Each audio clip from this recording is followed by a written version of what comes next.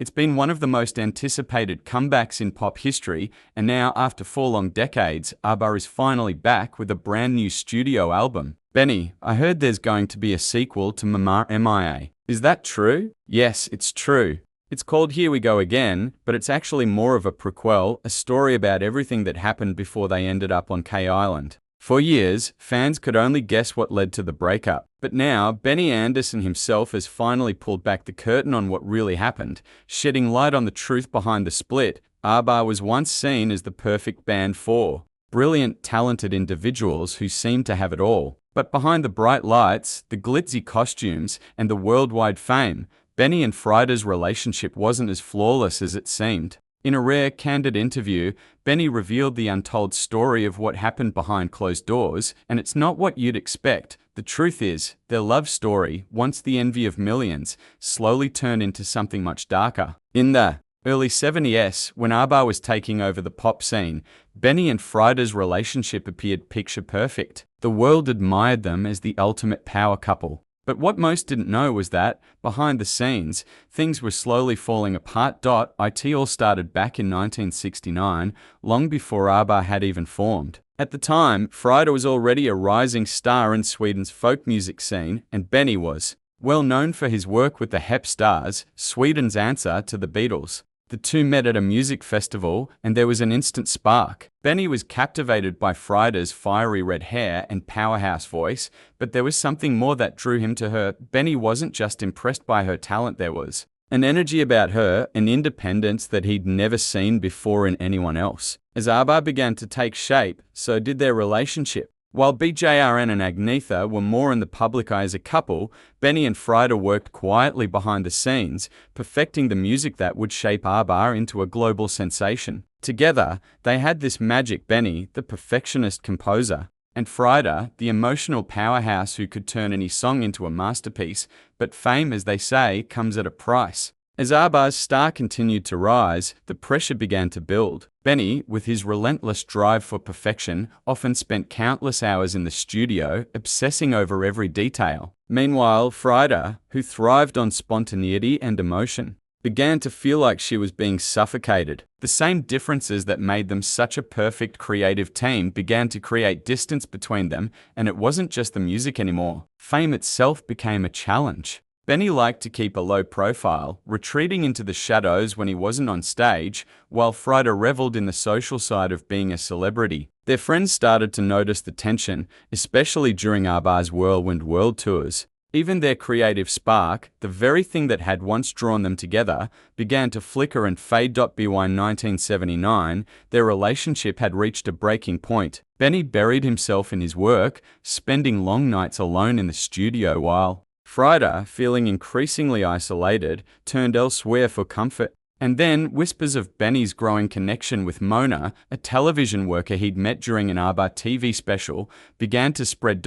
In early 1981, everything came to a head. Benny came home one day and admitted to Frida that he had developed feelings for Mona. It was a moment that shattered everything. Despite their best efforts to keep things professional for the band, the heartbreak was too deep to ignore. After 9 years together, Benny and Frida's relationship was over.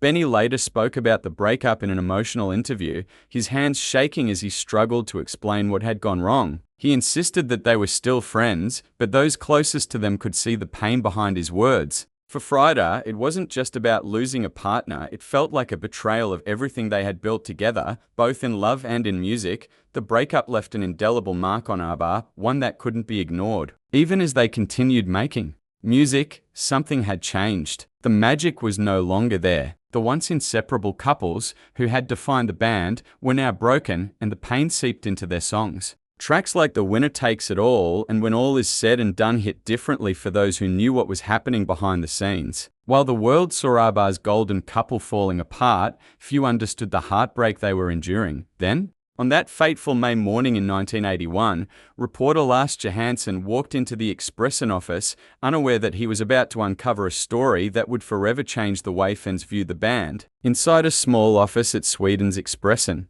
newspaper, Benny Andersson sat nervously at a desk, his fingers fidgeting with a pack of cigarettes. His usual confidence had disappeared, replaced by a visible unease. His hands trembled, his eyes were tired, and the weight of everything that had transpired was evident in his every movement. For weeks, he had dodged the inevitable questions. But now there was no escape. The man who had once dominated stages with ease now sat uncomfortably, bracing himself for the conversation he had been dreading. Benny's voice was barely more than a whisper, each word heavy with uncertainty. He confessed that he had no idea how others navigated moments like this, and as he spoke, smoke curled around him, creating a fragile barrier between himself and the painful truth he was finally voicing. The man who had crafted some of ABBA's most unforgettable hits was now at a loss for words when it came to discussing his own heartbreak. The newsroom hummed with anticipation. This wasn't just another celebrity interview. It was the first real insight into the unraveling of ABBA's most famous couple. For weeks, fans had speculated, the tabloids had whispered, but now Benny was breaking his silence. His words carried the weight of a love story that had fallen apart faster than anyone had expected. When the topic of Mona came up, Benny tried to downplay it, referring to her as his new woman and attempting a laugh that fell flat. The room grew thick with tension, the uncomfortable silence a testament to the weight of his confession. No matter how much Benny tried to make it seem casual, everyone could sense the strain beneath his forced smile. The mood shifted again when Benny began speaking about ABBA's future. For a moment, the polished image of the band leader faded, and Benny spoke candidly. He admitted that they weren't perfect and that fame came with its own set of struggles. With a hint of exhaustion, he joked that he couldn't see himself dancing around on stage with a beer belly at 45. That same week, Frida sat down for her interview, embodying the quiet strength that had always defined her. She spoke with grace, expressing her excitement about meeting the fans again but refusing to dwell on the bitterness of the past. Though the breakup had been painful, she had found solace in someone new, a Swedish businessman whose name she kept private. There was a mix of resilience and vulnerability in her words. She no longer saw marriage as a necessity but believed in love in whatever form it came. For her, love still mattered, and it was worth holding on to. The Expression article marked a turning point for ABBA. It stripped away the polished image of the band and exposed a reality few had seen, one in which even music icons faced heartbreak and personal struggles. The band continued making music for another year and a half, but the magic had shifted. The spark that had once defined them was now tinged with sadness, a feeling that even their most upbeat songs couldn't mask. Behind ABBA's dazzling success was a story most people had never heard. It was a story that shaped one of pop music's brightest stars. How did a young girl, once treated as an outsider in her own country, rise to become one of pop music's most beloved voices? In the final months of 1945, as the world celebrated the end of World War II, a baby girl entered the world in a quiet Norwegian town. Her name was Frid Lingstad, but years later, the world would simply know her as Frida. Instead of being greeted with the usual fanfare, her birth was marked by hardship. But this was only the beginning of her journey. She wasn't just any child. Frida was a war baby, born to a Norwegian mother and a German soldier in a country still mending from the brutal scars of war. This lineage would brand her as an outcast before she could even take her first steps. Her mother, Sinni, had fallen in love with Alfred Hasse, a German soldier stationed in Norway during the war. What began as a fleeting romance soon turned into an unbearable burden. When the war ended, Norway was left to rebuild, and anyone associated with the enemy faced brutal backlash. Norwegian women who had relationships with German soldiers were branded as traitors, shunned by their communities, and treated with open hostility. Their children, innocent yet unwanted, bore the brunt of that hatred. For Frida and her mother, life in post-war Norway was a constant struggle. As a little girl, Frida grew up believing her father had died in the war, a story her family told her to protect her from a far more complicated truth. But as her mother sought to leave the pain and stigma behind, Sinni made the difficult decision to flee Norway with her young daughter. They crossed the border into Sweden, with nothing but hope for a better future. Settling in the small industrial town of Trebeda, life wasn't easy. But Sinni was determined to give Frida a life full of love and safety. She worked long hours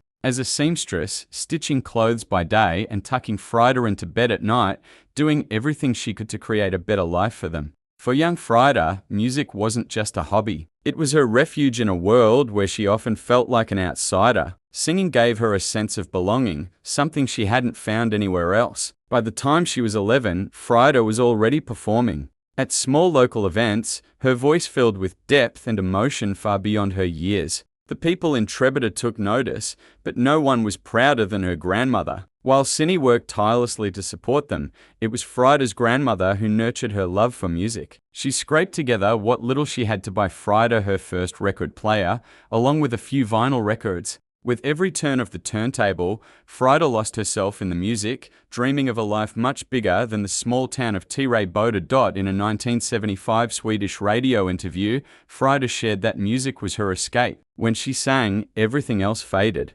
away. No one questioned her past, no one cared where she came from. All that mattered was the music. For a girl who had grown up feeling like an outsider, those moments on stage provided something rare: acceptance. The spotlight didn't judge. It simply shone, allowing her voice to tell a story far bigger than the one written by her circumstances. By the time Frida was 13, she wasn't just dreaming about music. She was making it happen. She formed a band, the Any Frida 4, and spent her early teens performing wherever she could. By 16, she was touring Sweden with a big band, singing jazz numbers in packed dance halls. Her deep, soulful voice set her apart, and it wasn't long before industry professionals began to take notice. In 1967, EMI Records gave her the opportunity to step into the spotlight, releasing her first single. It was the beginning of a journey far bigger than she ever could have imagined. In the early 1970s, just as ABBA began to form, a long-buried truth about Frida's father resurfaced.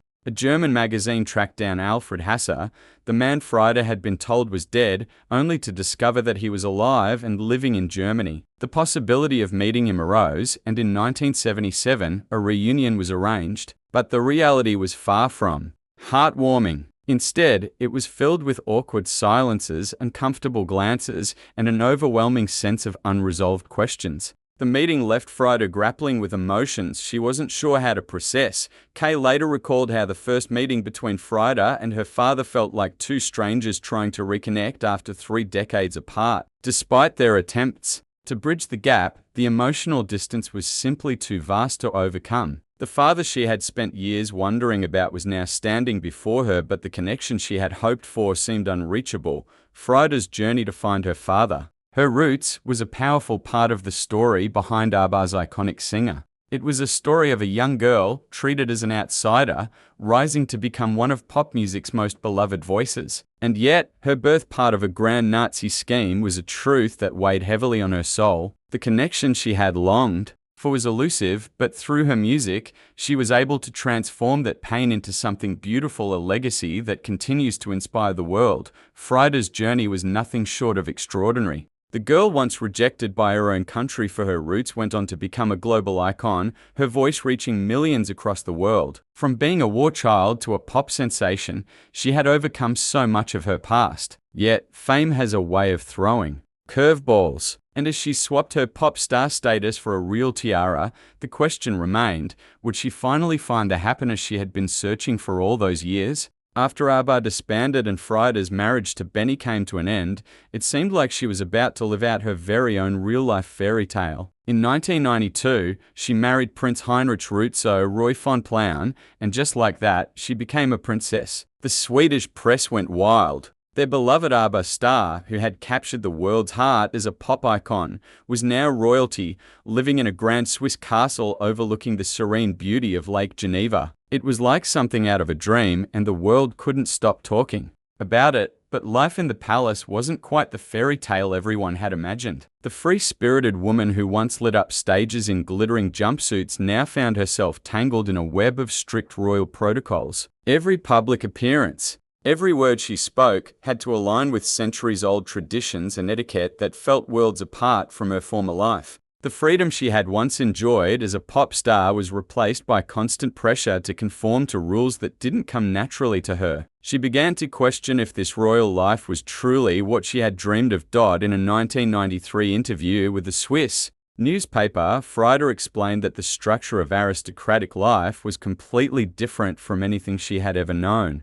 Her new reality was filled with complicated titles, formal dinners, and endless social obligations, things that felt a million miles away from the stage lights she was accustomed to. Prince Heinrich's social circle was unlike the world Frida had come from. Gone were the recording studios and concert venues where she thrived. Now, her days were filled with charity galas, diplomatic functions, and formal events. While Heinrich was well respected in royal circles, he had certain expectations for his wife, and they didn't leave much room for the creative freedom Frida had once known with ABBA. The lively energy she had enjoyed on stage, where she could express herself through music and performance, now seemed worlds away. Frida, once free to follow her passion, found herself adjusting to a more constrained role within the royal family, one that didn't allow her to be the same artist she once was. But nothing could have prepared her for the heartbreak that would come in 1998 when her world came crashing down. Her daughter, Annalisa, tragically lost her life in a car accident in New York. Annalisa, only 30 years old, wasn't just her daughter, she was Frida's closest confidant, the person who had always been there for her and who truly understood the ups and downs of her extraordinary life. Annalisa knew what it was like to witness her mother's transformation from a war child to a pop sensation and eventually a princess. Their bond had been deep, unshakable, and the loss was devastating. Frida was left with an overwhelming sense of emptiness, a feeling that no amount of fame or royal titles could ever fill. The loss of Annalisa hit Frida harder than anyone could have imagined. She withdrew from the public eye, spending most of her time in the quiet solitude of her Swiss home. The glamorous world that had once surrounded her royal events, her former pop star life, now seemed distant and unimportant. Even her royal duties, which once demanded her attention, seemed trivial compared to the immense grief she carried. During this incredibly tough time, Frida found an unexpected source of comfort in someone she never thought she would turn to: Benny Andersson. Despite the years of tension and their complicated past, Benny reached out to her. He understood the unique pressure of living in the spotlight, a pressure they both knew all too well. Their shared history in ABBA provided Frida with a connection she couldn't find in her royal life. It wasn't the same as the public adoration or the grandeur of her life as a princess, but in those quiet moments, it was exactly what she needed. By the early 2000s, Frida had largely faded from the public eye. She became a rare presence in the world that had once adored her, and the spotlight that had once been hers seemed to belong to others now. But her story of resilience, loss, and transformation remained one of the most powerful narratives in the world of music. She may have stepped out of the public eye, but the legacy of her voice, her journey, and the woman she became will forever resonate with those who had the privilege of hearing her story. Frida, the woman who had faced wartime rejection, conquered the music world, and married into royalty, had found solace in privacy. While she made occasional appearances at ABBA-related events, for the most part, she stayed in her peaceful Swiss sanctuary, far from the cameras and the world's expectations. Frida may have stepped away from the spotlight, but ABBA's legacy continues to shine brightly, touching the lives of millions around the world. Imagine experiencing the magic of ABBA in a way you never thought possible. The journey of ABBA, from their rise to stardom in the 70s to becoming a lasting influence on music and pop culture, has been nothing short of amazing. Despite their split in 1982, ABBA's music has continued to connect with fans across generations. And in 2021, ABBA proved that their legacy was about looking ahead. That year, ABBA released Voyage, their first new album in 40 years. It was a huge deal, not only for their fans, but for the entire music world. The album was a reminder of ABBA's timeless sound, but what made ABBA's return so remarkable wasn't just the music. It was how they shared it with the world. ABBA introduced a whole new kind of concert experience with ABBA Voyage, a residency in London where their digital avatars performed alongside a live band. The technology behind this show took 7 years and $175 million to develop. Using motion capture and special effects, their avatars were made to look like their younger selves. The result? A groundbreaking show that seamlessly blends the real and digital worlds. The avatars of Benny, BJRN, Agnetha, and Frida are so lifelike that it's hard to believe they're not standing right in front of you. The band spent a month in motion capture suits to make sure their performances felt as real as possible. The concert, which opened in May 2022, has sold over 1.3 million tickets and become a global sensation. Fans from over 140 countries have traveled thousands of miles to experience this new chapter in ABBA's history. For many, the concert has been an emotional journey, bringing back memories of their youth and reconnecting them to the magic of ABBA's classic hits.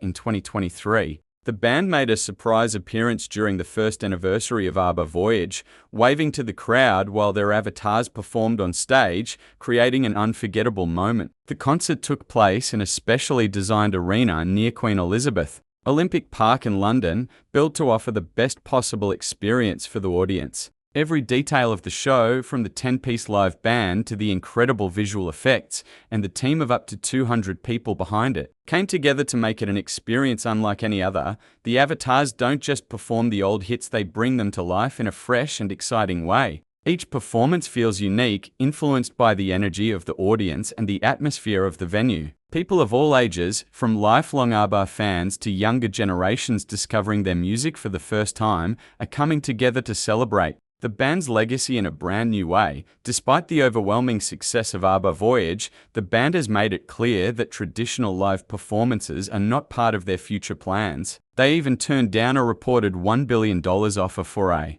world tour. While their avatars won't perform outside the ABBA Voyage arena, the experience they provide continues to push the boundaries of live music in truly groundbreaking ways.